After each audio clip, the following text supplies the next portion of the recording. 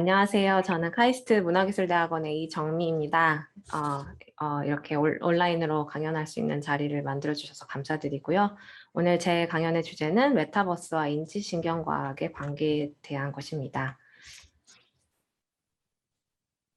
이 강연에서는 우선 인지신경과학과 메타버스가 각각 무엇인지 알아보고 또 뇌의 입장에서 현실 세계와 메타버스를 경험하는 것이 어떻게 다르거나 또 같은지에 대해서 알아보고 그 다음부터는 이 메타버스 경험의 향상을 위해서 인지신경과학이 기여할 수 있는 각 연구 주제들에 대해서 감각, 지각, 증강, 효과적 주의 유도, 직관적 움직임 인터랙션 방법, 아바타 사회인지 연구로 나눠서 각각 살펴보도록 하겠습니다. 우선 첫 번째로 인지신경과학과 메타버스란 무엇이고 메타버스와 인지신경과학이 어떤 관계를 가지고 있는지에 대해서 살펴보면 뭐 연구자들은 이제 인지를 정보를 얻고 저장하고 변형해서 활용하는 모든 정신 과정이라고 정의를 합니다. 그래서 지금 이 순간에도 여러분들이 화면을 보면서 시각적인 정보를 얻고 제 목소리에서 청각적인 정보를 얻고 또 그 정보들을 뇌 속에서 처리해서 저장을 하면서 제가 무슨 말을 하고 있는지 이해하는 인지 활동을 수행하고 있습니다. 그래서 인지신경과학은 사람의 여러 가지 인지 과정들이 뇌 속에서 어떤 기제와 절차에 의해서 일어나고 또 각 인지 과정이 어떤 특성과 원리를 가지고 있는지에 대해서 연구를 합니다. 그래서 인지 과정별로 나눠서 살펴보면 뭐 감각, 지각부터 시작을 해서 물체 인식, 주의, 기억, 언어, 운동, 문제 해결, 의사결정, 사회인지, 정서 등 이 각각의 인지 과정들이 어떤 원리와 특성을 가지고 또 어떤 신경적 기제를 처리되는지에 대해서 연구를 하는데요. 요약을 해보면 인지신경과학은 인간이 현실 세계에서 감각 정보들을 어떻게 받아들이고 처리를 해서 사고하고 행동하고 느끼는지에 대해서 연구하는 학문입니다.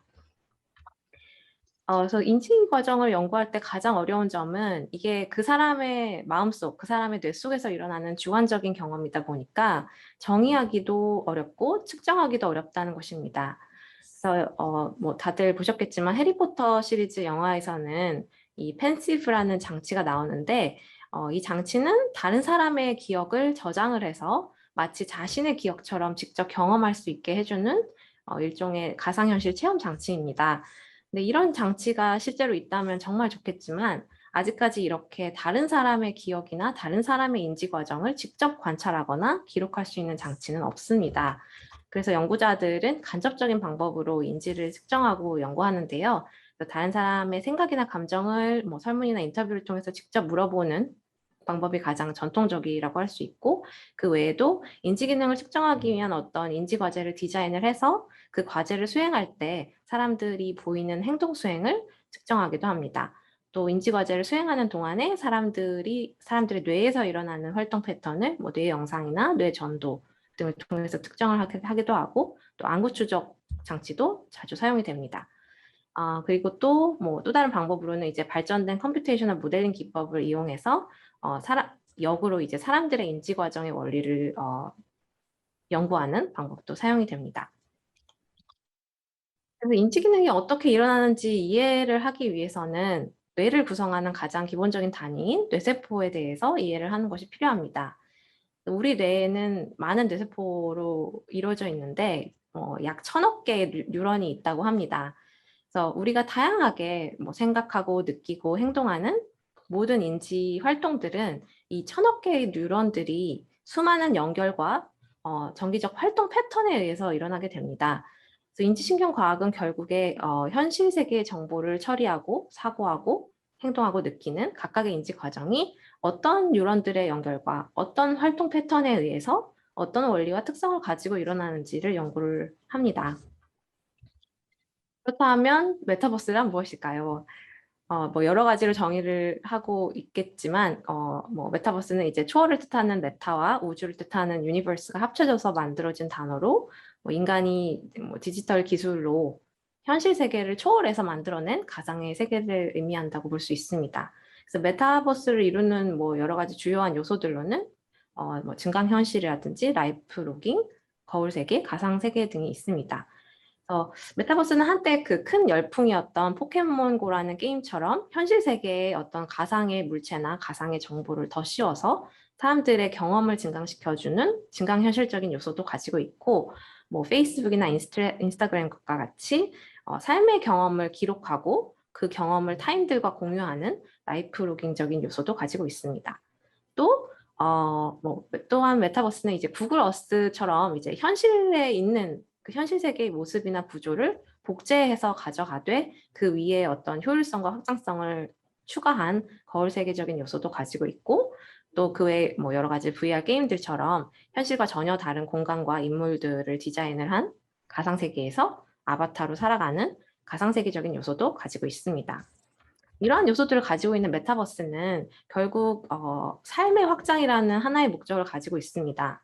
살아가면서 그 다른 사람들과 소통하고 또 새로운 환경을 탐험하고 또 자기가 원하는 바를 성취하고자 하는 욕구는 인간이라면 누구나 가지고 있는 욕구들인데, 이러한 욕구들은 이제 현실의 여러 가지 제약들 때문에 완전히 충족되기는 어려운 경우가 많습니다. 그래서 메타버스는 이러한 인간의 욕구들을 현실의 제약에서 비교적 자유로운 확장된 세계에서 실현할 수 있도록 도와주는 장의 역할을 하고 있습니다. 그렇다면 인간이 메타버스 안에서 그 가상 세계를 인지하는 방식과 현실 세계를 인지하는 방식에는 어떤 차이가 있을까요? 결론부터 말씀드리자면 차이가 없다고 저는 생각합니다. 적어도 뇌의 입장에서는 인간은 이미 메타버스에서 살고 있었습니다. 예를 들어서 현실 세계에 내 눈앞에 이런 고양이라는 물체가 있으면 이 고양이에게서 반사되어서 내 눈으로 들어오는 빛의 신호가 망막에서 이제 뇌가 이해할 수 있는 정기적인 신호로 변환이 되고, 그 정보가 뇌의 이 뒷부분에 위치한 후두 엽으로 가서 여러 시각적인 특징들이 단계적으로 처리가 되어서 이 사람이 이제 내 눈앞에 고양이가 있구나라고 인식을 하게 됩니다. 즉 우리가 실제로 경험하는 것은 이 고양이라는 실체가 아니라 고양이에게서 반사된 빛 정보에 해당하는 뇌세포의 정기적 활동 패턴을 경험을 하는 것입니다. 그래서 마찬가지로 내가 이 사람이 이제 VR HMD를 착용하고 진짜 고양이가 아니라 가상의 고양이를 보고 있다고 해도 그 정보는 똑같이 이 사람의 망막으로 가서 망막에서 정기적 신호로 변환되어서 뇌에서 단계적으로 처리되면서 고양이가 내 눈앞에 있구나라고 인식을 하게 됩니다. 시각과 마찬가지로 이제 다른 감각, 뭐 청각이나 촉각이나 후각, 미각 역시 적어도 뇌의 입장에서는 이 모든 외부 환경에서 들어오는 정보나 가상현실이나 증강현실에서 들어오는 정보가 결국에는 똑같은 뇌의 전기 신호 패턴으로 해석이 된다는 것입니다. 그래서 뇌가 이미 그 메타버스에 살고 있다는 개념을 뒷받침하는 예로 공감각자를 들 수 있습니다. 그래서 이 공감각자는 이제 인구의 약 1000명에 1명꼴로 나타나는데요. 이 공감각자들은 서로 다른 감각 정보를 항상 섞어서 경험을 하는 특성을 가지고 있습니다. 예를 들어서 어떤 공감각자는 특정한 알파벳과 특정한 색상을 항상 같이 경험하게 되는데, 예를 들어서 이 사람에게는 알파벳 A가 항상 빨간색으로 경험이 되고 알파벳 B는 항상 녹색으로 경험되는 그런 식입니다. 그래서 이렇게 경험하는 이유는 이 사람의 뇌에서 알파벳을 인코딩하는 뇌세포들과 색상 정보를 인코딩하는 뇌세포들이 강하게 연결이 되어 있어서 A에 해당하는 뇌세포가 활성화될 때마다 빨간색에 해당하는 뇌세포도 같이 활성이 되기 때문입니다. 그래서 이 공감각자의 뇌 입장에서는 실제 검은색 알파벳 A가 내 눈앞에 있든 아니면 AR 글래스를 끼고 검은색 알파벳 A에 빨간색을 증강시킨 것이든 시각적인 경험에 전혀 차이가 없고, 이 사람만이 경험하는 그 메타버스에서 이미 살고 있는 것입니다. 이렇게 말씀드리면 이제 공감각자들은 이제 뇌가 좀 특이한 케이스일 뿐이고, 여전히 이제 그 대다수의 보통 사람들이 경험하는 세상이 실제 현실이라고 생각하실지도 모르겠습니다. 하지만 보통의 뇌를 가진 인간들과 또 보통의 뇌를 가진 새가 인식하는 세상을 비교를 해봐도 여전히 문제는 그대로 있습니다. 그래서 인간의 망막 세포가 감지할 수 있는 빛의 스펙트럼과 새의 망막세포가 감지할 수 있는 빛의 스펙트럼은 조금 다릅니다. 그래서 예를 들어서 여기 똑같은 깃털이 있다고 할 때 이 깃털을 봐도 인간이 보면 왼쪽처럼 보이고 새가 보면 오른쪽처럼 보입니다. 그렇다면 이 경우에 인간이 보는 왼쪽 세상이 진짜 현실이고 오른쪽 새가 보는 세상은 색상 정보가 조작된 증강 현실일까요?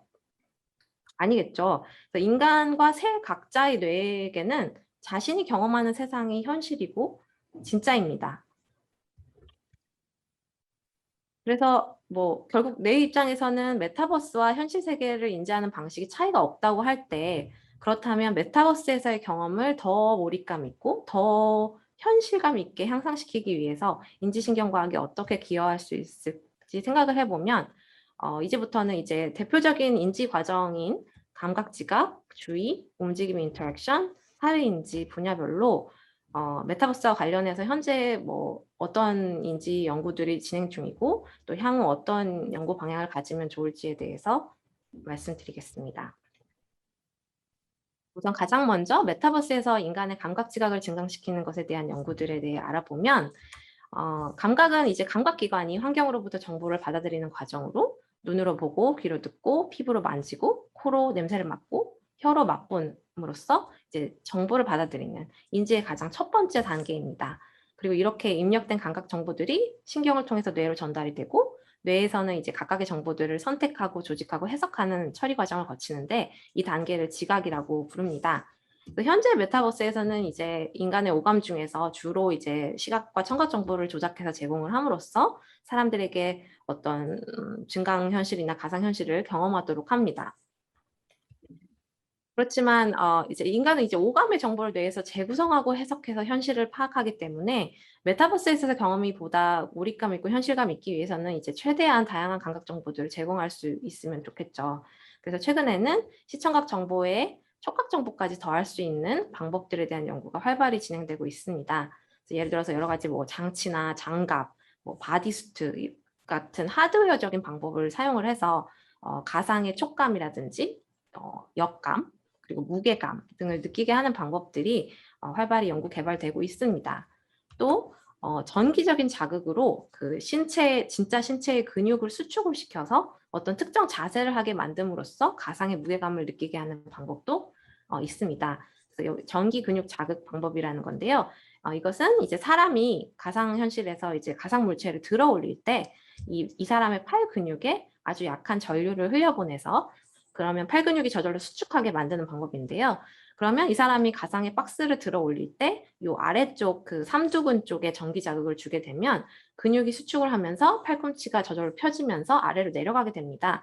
그러면 이 사람은 이 물체가 무거워서 내 팔꿈치가 내려가는구나 라고 무게감으로 착각해서 지각을 하게 되는 것인데요. 그러니까 뇌가 일종의 착각을 일으키게 해서 감각 정보를 증강하는 하나의 예시라고 볼 수 있습니다. 신체에 직접적인 자극을 주는 하드웨어적인 방법 외에도 소프트웨어적인 조작만으로 촉각 정보를 증강시키는 방법도 있습니다. 예를 들어서 또 VR, HMD를 착용한 상태에서 여기 가상의 물체를 손에 쥐고 들어 올리는 상황이 있습니다. 이때 실제 이 사람의 손의 위치가 이 위에 있는데 가상 세계에서 그 사람의 눈에 보여지는 가상 손의 위치는 실제 손보다 약간 이렇게 아래쪽에 위치하게 되면 내 몸으로 느껴지는, 그러니까 자기 수용 감각으로 느껴지는 내 손의 위치 정보와 그리고 내 눈으로 들어오는 내 손의 위치 정보 간에 불일치가 생기게 되고 뇌에서는 이런 그 두 가지 다른 감각 정보의 충돌을 이 가상 물체가 무겁다라고 무게로 착각하게 된다는 연구 결과가 있습니다. 그러니까 이 경우에는 사실 시각적인 정보를 왜곡해서 제시함으로써 뇌가 이것을 이제 촉각적인 정보로 잘못 해석하도록 만드는 방법인데요. 이런 방법을 이제 컨트롤 디스플레이 레이쇼 조작이라고 합니다. 그래서 감각 지각 증강과 관련해서 뭐 향후 필요한 연구 방향으로는 우선 이제 더 다양한 감각 증강 방법에 대한 연구 개발이 선행되어야 할 것입니다. 지금까지 물론 이제 많이 연구되지 않은 후각이나 미각 증강에 관한 연구도 필요하지만 사실 같은 촉각 안에서도 이제 온도라든지 마찰, 통증, 뭐 무게 등 그 촉각 안에서도 굉장히 다양한 종류의 감각이 있는데 현재의 증강 방법들은 보통 이제 한 가지 제한된 종류의 감각만 모사하는 경우가 많습니다. 그래서 인간이 느끼는 그 수많은 종류의 감각들을 최대한 비슷하게 증강할 수 있는 여러 방법들에 대한 연구가 앞으로도 지속적으로 필요할 것으로 생각이 되고요. 또한 이 과정에서 이제 모방된, 그러니까 시뮬레이션된 감각 자극과 그것을 실제 인간이 인지하는 정도 간의 관계에 대한 정신물리학적인 연구도 필수적입니다.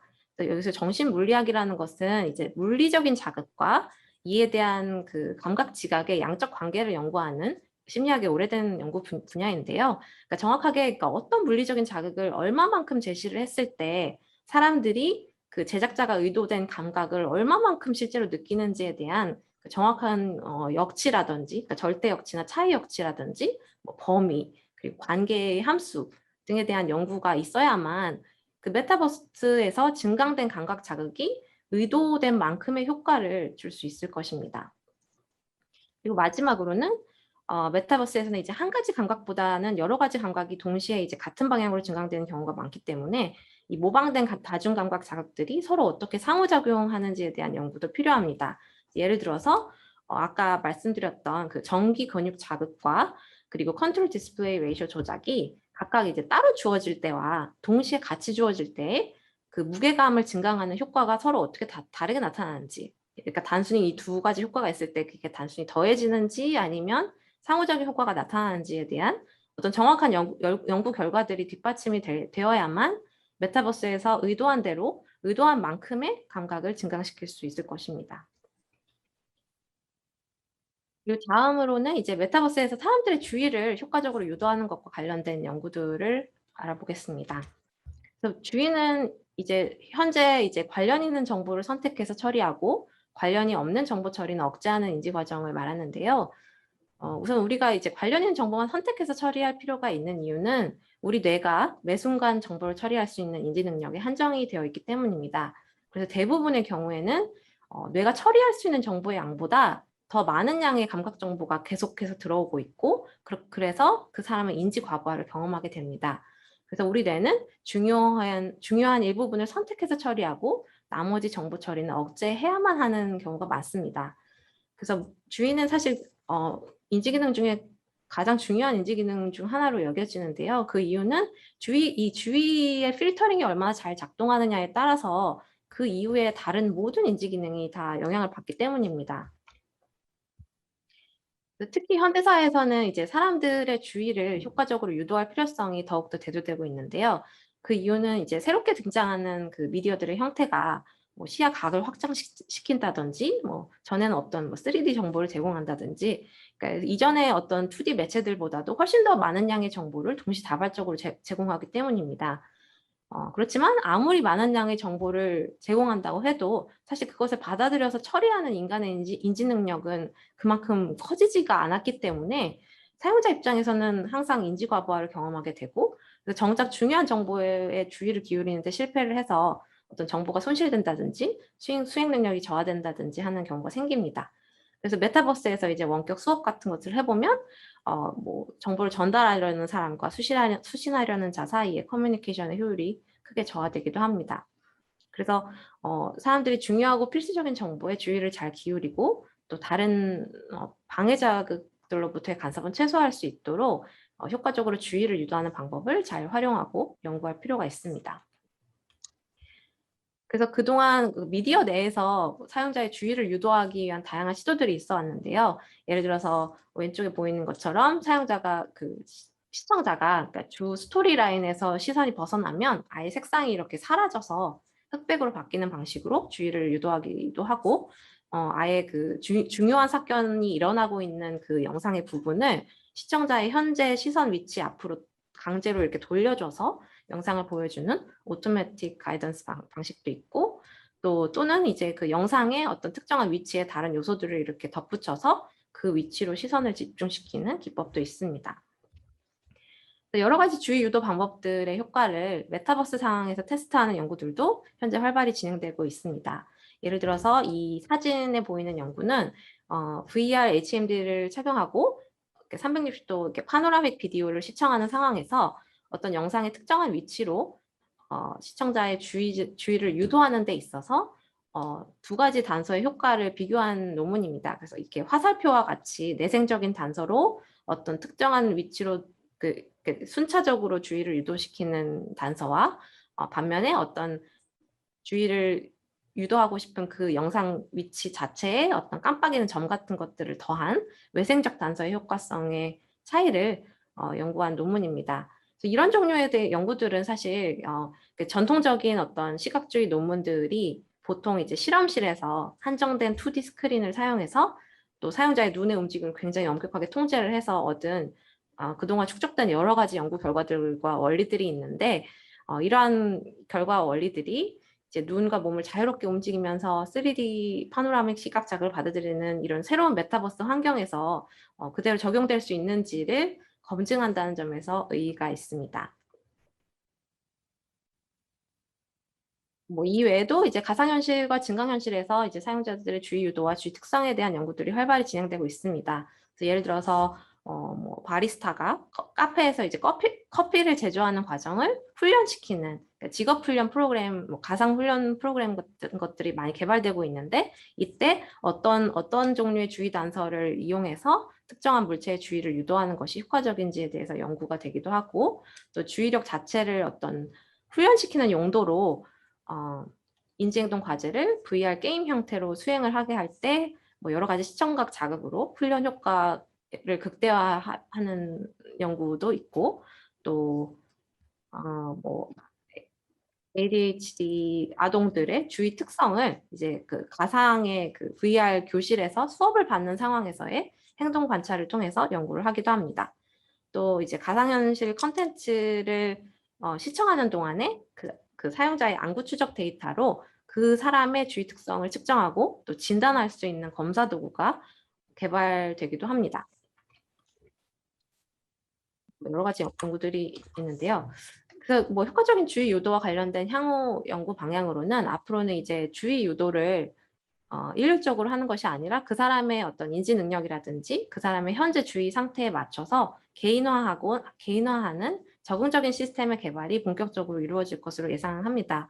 최근에 이런 인지 상태 맞춤형 적응적 시스템의 어떤 가능성을 탐색해보는 연구들이 이미 시작되고 있고, 이 그림에 보이는 연구 같은 경우에는 사용자가 이제 그 VR에서 특정한 타겟을 찾는 어떤 게임 형태의 과제를 수행하는 동안 이 피험자가 지금 그 뇌파 측정 장치, EEG 측정 장치와 VR HMD를 동시에 착용하고 있는데요. 그래서 EEG로 뇌파를 측정을 해서 실시간으로 이 사람이 느끼는 그 인지 부하도를 분류를 하고 그에 맞게 이 게임 과제의 난이도를 오르락 내리락 이렇게 조정을 했습니다.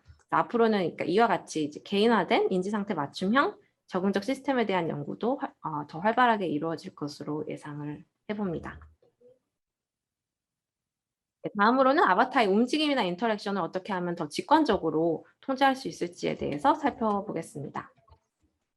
우리 그 실제 신체의 움직임은 근육의 수축과 이완을 통해서 일어납니다. 그리고 근육의 움직임을 통제하는 명령은 뇌의 그 윗부분 두정엽에 위치한 1차 운동 피질에서 내려오게 됩니다.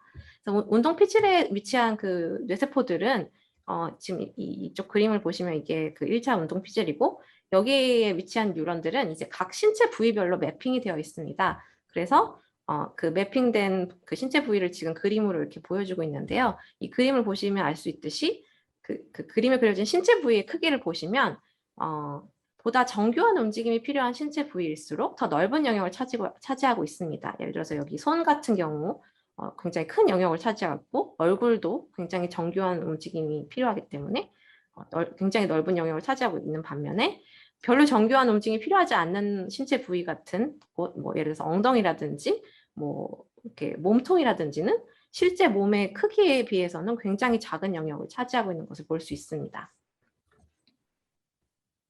그래서 그동안 인지신경과학자들은 사람의 운동 피질에 나타나는 전기적인 활동 신호를 이용해서 기계의 움직임을 통제하려는 브레인머신 인터페이스 연구들을 많이 시도해 왔습니다. 그래서 우선 왼쪽을 보시면 이 작은 동전만한 전극 장치를 이제 사지가 마비된 환자의 운동 피질에 이식을 해서 그 운동 뉴런들의 집단적인 활동 그 벡터를 계산을 하고 그 결과를 이용해서 실시간으로 이 사지마비 환자가 그냥 마우스 커서의 움직임을 상상하는 것만으로 컴퓨터의 마우스 커서를 컨트롤해서 뭐 이메일도 체크하고 뭐 동영상도 보고 하는 것을 가게 했고요. 또 오른쪽 역시 또 다른 BMI 연구 동영상인데요. 여기서도 역시 이 여성분, 사지마비 환자인 여성분의 운동 피질의 전극 장치를 이식하고 이 사람의 뇌의 신호를 이용해서 이 로봇팔의 움직임을 조종을 해서 로봇팔로 텀블러를 손에 쥐고 이 위치까지 이동시키고 적당한 각도로 기울여서 빨대로 물을 마시고 다시 텀블러를 테이블 위로 옮겨서 이렇게 내려놓는 동작까지 성공적으로 수행했습니다. 그래서 이 연구는 사실 그렇게 최근 연구도 아니고요. 거의 10년이 지난 연구입니다. 그래서 실제 몸의 움직임이 이렇게 앞서 보신 것처럼 운동 피질의 신호로 직접 통제가 가능한 반면에 메타버스에서 아바타의 움직임은 그보다 훨씬 간접적으로 통제될 수밖에 없습니다. 그래서 가장 원시적인 아바타의 움직임 통제 방법은 이제 흔히 아시다시피 컨트롤러나 키보드를 이용해서 간접적으로 통제하는 것입니다. 예를 들어서 특정한 버튼을 누르면 앞으로 가고 다른 버튼을 누르면 점프하는 등의 방식인데 이 경우는 사실 사용자가 버튼을 누르는 행위와 원하는 움직임이 임의의 규칙으로 대응이 되어 있기 때문에 인터랙션의 효율성이 굉장히 많이 떨어지고 또 이 규칙을 익히는데 많은 인지 자원을 소모하게 됩니다. 그래서 최근에는 보다 직관적으로 아바타의 움직임을 통제하는 방법이 많이 사용되고 있습니다. 즉 각종 이제 트래킹 기술을 사용을 해서 실제 신체의 움직임을 그대로 아바타의 움직임으로 재현하는 방법입니다. 예를 들어서 여기 보시는 것처럼 이렇게 실제 손의 움직임을 트래킹해서 그대로 이제 아바타의 손의 움직임으로 재현을 한다거나 또 실제 머리의 움직임을 트래킹해서 아바타의 머리 움직임을 재현하고 또 시각 정보를 그에 맞게 조정해서 제공을 한다든지 또 전신의 움직임을 이제 모션 캡처 기술로 추적을 해서 그 아바타의 신체 움직임을 재현을 하기도 합니다. 근데 이러한 방법들은 이제 직접 본인의 신체 움직임으로 아바타의 움직임을 동일하게 조정을 하기 때문에 이전의 어떤 간접적인 통제 방법들에 비하면 훨씬 더 효율적이고 인지하는 입장에서는 훨씬 더 직관적이라고 할 수 있습니다. 하지만 현실 세계의 움직임과는 달리 메타버스에서의 움직임은 이제 공간의 차이로 인해서 여러 가지 한계점을 지닐 수밖에 없습니다.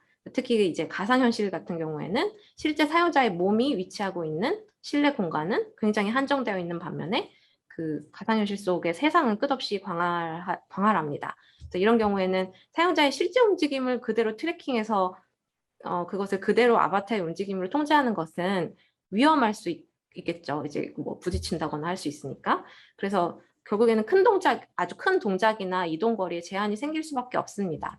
이러한 한계점을 해결하기 위해서 크게 두 가지 방법들이 사용되고 있는데요. 첫 번째로는 이렇게 보시는 것처럼 트레드밀 같은 하드웨어적인 장치를 이용해서 걷거나 뛰거나 점프하거나 하는 그 큰 동작들을 제자리에서 하도록 하는 방법이 있고요. 또 다른 방법으로는 리디렉티드 워킹과 같이 실제 신체의 이동과 시각적으로 주어지는 아바타의 움직임을 이제 그 사용자가 지각하지 못할 정도로만 아주 약간 다르게 제공을 함으로써 실제 공간보다 더 큰 공간을 탐험할 수 있게 하는 소프트웨어적인 방법이 있습니다. 이런 것과 관련해서 이제 사람들이 이런 개인의 변화를 주었을 때 이 개인의 변화를 얼마나 민감하게 지각하는지 그 역치를 찾고 또 사람들이 지각하지 못할 만큼의 그 변형 가능한 범위를 규명하는 많은 관련 연구들이 그동안 있어 왔습니다. 그래서 직관적인 움직임 통제와 관련된 미래 연구 방향으로는 사용자의 그 뇌생체 신호를 활용해서 아바타의 움직임을 직접 통제하는 새로운 인터랙션 방법에 대한 연구를 생각해 볼 수 있습니다. 예를 들어서 앞서 보여드렸던 그 브레인머신 인터페이스 연구 사례처럼 EEG나 아이 트래킹 등 생체 데이터를 활용을 해서 사용자의 움직임의 의도를 파악을 하고 이를 직접 적용을 해서 아바타의 움직임을 통제할 수도 있을 것입니다. 그래서 뇌생체 신호로 사용자의 움직임의 의도를 파악해서 직접 그것을 아바타의 움직임으로 적용할 수 있다면 BCI나 게임, VR, AR 콘텐츠에서 훨씬 더 효율적이고 직관적인 행동 반응이 가능할 것입니다. 이를 이제 뒷받침할 수 있는 기술들도 최근에는 이제 증강현실, 가상현실 그 HMD 기기와 함께 병행해서 착용을 해서 뇌파를 측정할 수 있는 EEG 기기라든지 아예 이제 안구 추적 장치가 내장되어 있는 HMD 기기 등이 출시가 되고 있습니다. 근데 물론 이제 아직까지 이런 비침습적인 그 뇌 신호 측정 장치는 노이즈가 굉장히 많고 또 정확도가 많이 떨어지기 때문에 아직 그 당장 이제 이런 뇌 생체 신호를 이용한 인터랙션 방법이 상용화되기에는 어려움이 굉장히 많습니다. 그래서 이를 극복하기 위해서는 우선은 이제 더 정확한 그 신호 측정 장치의 개발이 필요할 것이고 또 이제 관련된 연구 결과의 축적이 요구되는 상황입니다. 네, 마지막으로 살펴볼 주제는 이제 아바타 상호작용에 대한 사회인지 연구입니다. 인간은 사회적인 존재로 이제 타인과 끊임없이 상호작용하면서 협력하도록 진화를 해왔는데요. 근데 지금까지 이제 사회적 상호작용이 서로 같은 공간에서 얼굴을 마주보면서 이루어져 온 반면에 최근에 대두되는 이제 메타버스에서의 사회적 상호작용은 이와는 굉장히 다른 형태를 띠고 있습니다. 그래서 메타버스에서는 이제 각자의 실제 몸은 서로 다른 공간들에 위치하고 메타버스의 어떤 창조된 공유된 공간에서 아바타를 매개로 간접적으로 상호작용을 하게 됩니다. 사회인지신경과학은 이제 인간의 사회적 상호작용의 신경적인 기제를 연구하는 학문인데요. 이제 뭐 자신에 대한 의식, 자의식과 그리고 타인에 대한 인상은 어떻게 형성이 되고 또 사회적인 지식이나 규칙은 어떻게 형성이 되고 학습이 되는지 그리고 사회적인 의사결정을 내릴 때는 어떤 요인들에 의해 영향을 받는지 어떤 특성을 가지고 있는지 등에 대해서 연구를 합니다. 그런데 이제 이런 메타버스의 대두로 사회인지신경과학의 연구 영역이 앞으로는 이제 메타버스에서 아바타를 매개로 한 사회적 상호작용의 어떤 기제나 원리를 연구하는 것으로 크게 확장될 수 있는 가능성이 있어 보입니다. 우선 메타버스에서는 이제 자기 자신이 아바타로 표현되는 경우도 있는데 이제 이 경우에는 아바타를 나 자신이라고 동일시하고 그 아바타에 대해서 신체의 소유감과 행위 주체감을 느낄 수 있어야 합니다. 이렇게 자신의 신체가 아닌 대상을 자신의 신체로 동일시하는 경험을 설명하는 개념으로 이제 널리 알려져 있는 게 이제 러버 핸드 일루전인데요. 이 실험에서는 이제 보시는 바와 같이 이제 그 고무로 된 가짜 손을 테이블 위에 올려놓고 진짜 손은 보이지 않게 테이블 밑에 이렇게 위치하게 한 다음에 동시에 이 붓으로 고무손과 진짜 손을 간지럽힙니다. 그러면 이제 이 사람의 시각적으로 입력되는 그 붓이 고무손을 간지럽히는 그 시각 정보와 그 다음에 촉각적으로 입력되는 그 진짜 손이 간지럽혀지는 정보가 일치하게 되면서 뇌는 이 고무손이 내 신체의 일부라고 착각을 하게 되고 그 결과 갑자기 어떤 뭐 칼 같은 위험한 물체가 고무손 쪽으로 다가오면 깜짝 놀라서 이제 진짜 손을 확 피한다거나 아니면 칼을 막는 반사적인 행동을 하게 됩니다. 이와 마찬가지로 아바타 매개 상호작용에서는 이제 보통은 이제 컴퓨터 그래픽으로 아바타에 대한 정보가 시각적으로 주어지게 되는데 이 아바타에 대해 사람이 얼마나 신체 소유감과 행위 주체감을 느끼는지에 따라서 사실 그 상호작용에 대한 몰입감과 실제감이 굉장히 크게 달라집니다.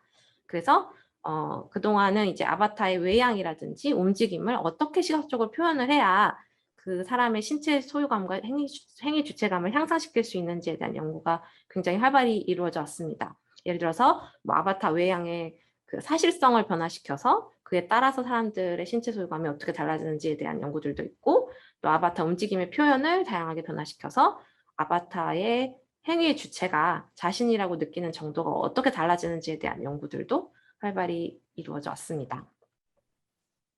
그런데 이제 아바타 매개 그 사회적 상호작용이 현실의 사회적 상호작용과 가장 다른 큰 차이점은 실제 자신과 전혀 다른 존재에 대해서 자의식을 느낄 수 있다는 점인데요.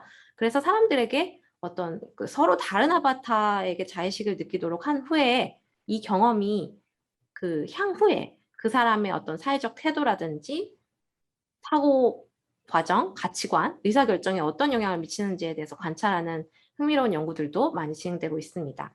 예를 들어서 여기 보시는 바와 같이 뭐 피부색이 밝은 아바타와 피부색이 어두운 아바타에게 신체 소유감을 느끼게 하는 경험을 하게 하자 피부색이 이렇게 어두운 아바타의 신체 소유감을 느낀 조건에서 이 이후에 그 인종에 대한 암묵적인 선입견이 크게 줄어들었다는 연구 결과도 있었고 또 오른쪽에 보시는 것과 같이 실제 미국 경찰관들에게 그 강압적으로 신문을 받는 피의자의 상황을 1인칭으로 이제 1인칭 가상현실로 경험하게 하거나 또는 3인칭 가상현실로 경험하게 했을 때 그 이후에 이제 1인칭으로 이 상황을 경험한 조건에서 그 경찰에게 폭력적인 행동을 당하는 시민을 도와주는 친사회적 행동의 비율이 증가했다는 연구 결과도 있습니다.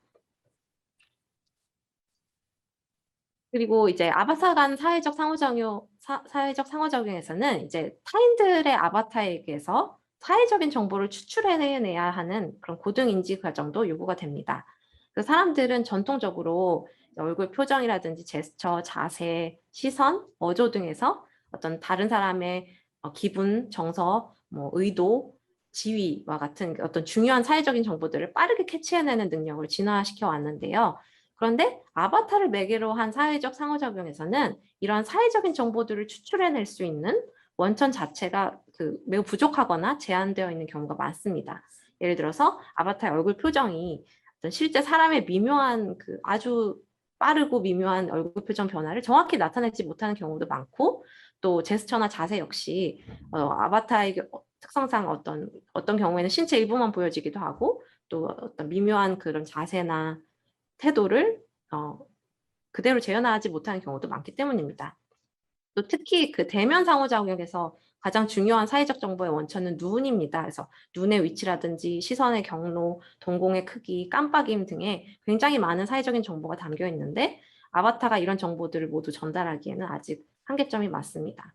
그래서 향후에는 여러 가지 사회적인 정보를 최대한 잘 전달할 수 있는 아바타의 표현 방식과 또 신체 움직임 추적 기술, 그리고 재현 기술에 대한 연구가 많이 필요할 것입니다. 이와 함께 아바타 맥의 사회적 상호작용에서 사회적 영향력의 효과가 어떻게 나타나는지에 대한 연구도 필요합니다.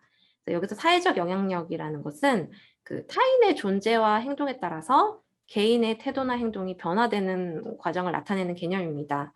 그래서 보통 사람들은 이제 혼자 있을 때 보이는 행동과 타인들과 같이 있다고 느낄 때에 보이는 행동이 좀 다르게 나타납니다. 그런데 그게 이제 사회적 영향력의 효과인데요. 그런데 이제 타인의 존재가 아바타로 대체된 경우에 그 타인의 아바타에 대해서 얼마나 높은 그런 사회적인 실제감을 느끼는지에 따라서 사회적인 영향력의 크기 역시 달라질 것입니다. 이와 관련해서 아바타가 어떤 표현 방식과 어떤 특성을 가질 때 사회적인 실제감이 높아지는지, 그리고 사회적 영향력의 크기는 아바타에 대한 사회적 실제감에 따라서 어떻게 달라지는지, 또 아바타를 매개로 한 사회적 상호작용과 전통적인 대면 사회적 상호작용에서의 사회적 영향력이 어떻게 다르게 나타나는지에 대해서 앞으로 굉장히 많은 연구가 필요할 것 같습니다. 마지막으로 이제 타인과 함께 같은 공간을 공유하면서 함께 존재하고 있다고 느끼는 사회적인 공존감에 대한 과학적인 연구가 필요합니다. 지금까지는 사람들이 사회적 공존감을 얼마나 어떻게 느끼는지에 대해서 이제 보통은 단순히 이제 물어보는 설문이나 인터뷰 방식이 가장 흔하게 사용되어 왔는데요. 이러한 주관적인 측정 방식은 이제 정확하게 사회적 공존감을 측정하기도 어렵고, 또 공존감의 변화를 실시간으로 추적하는 것도 불가능합니다. 그래서 앞으로는 이제 사람이 좀 의식적으로 통제하기 어려운 행동 반응이나 또 뇌생체 데이터 등을 종합해서 보다 정량적이면서도 객관적으로 공존감을 측정할 수 있는 지표를 개발하는 연구가 필요할 것입니다. 그리고 그 이후에는 이제 메타버스에서 사람들이 공유하는 공간이라든지 타인의 아바타에 대해서 느끼는 사회적 동기화 등을 향상시킬 수 있는 여러 가지 요인들을 규명하는 연구들이 진행될 수 있을 것입니다.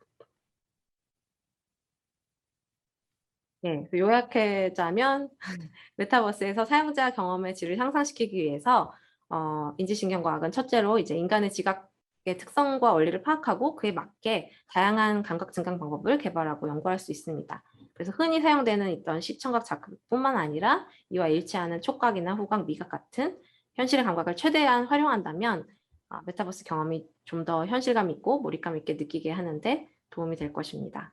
그리고 두 번째로는 효과적 주의 유도와 관련된 연구들이 필요합니다. 그래서 특히 과거에 비해서 더 많은 양의 정보가 주어지는 이 새로운 형태의 메타버스 상호작용에서는 주의 유도 단서를 잘 활용하는 것이 필수적일 것입니다. 그리고 셋째로 인간의 인지 특성에 맞는 직관적 움직임 인터랙션 방법 연구입니다. 그래서 아직까지는 사실 많은 제한점들이 있긴 하지만 생체 데이터를 활용해서 보다 직관적이고 또 직접적인 인터랙션 반응 방법을 개발하게 되면 사용자들이 메타버스에서 좀 더 쉽고 효율적으로 행동을 할 수 있을 것입니다. 마지막으로 아바타 맥의 사회적 상호작용에 대한 사회인지 연구의 확장이 필요합니다.